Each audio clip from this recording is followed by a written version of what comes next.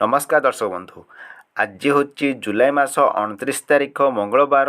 आगामी 5 दिन पाणीपाग विभाग आसला एक बड़ सूचना। चलतु देखने पाणीपाग नहीं रही कौन खबर। चलतु संपूर्ण खबर पर नजर पकाइबा। आसला 5 दिन पाणीपाग अपडेट। आगामी 5 दिन पाणीपागर स्थिति पूर्वानुमान करी प्रेस रिलीज जारी करिछि आंचलिक पाणीपाग केन्द्र। मध्याह्न संध्या समय राज्य में अनेक स्थान में प्रबल वर्षा घड़घड़ी सह कालबैशाखीर संभावना रही।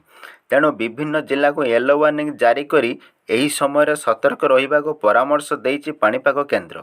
सेहिभଳି आज जुलाई 29 तारिख किछि जिला को येलो वार्निंग जारी करी सतर्क करिछि पाणीपाग केन्द्र।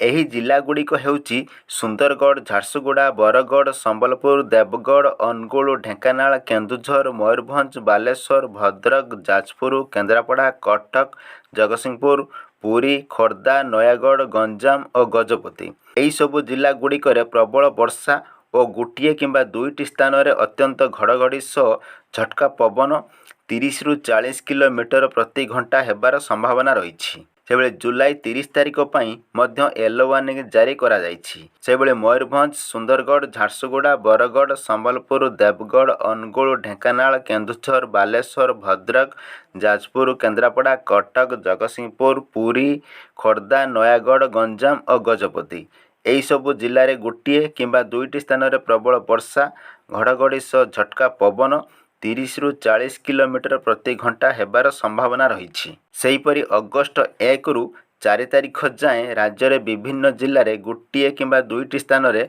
वर्षा और घड़घड़ी संभावना रही नहीं पाणीपाग केन्द्र पूर्वानुमान करिछि।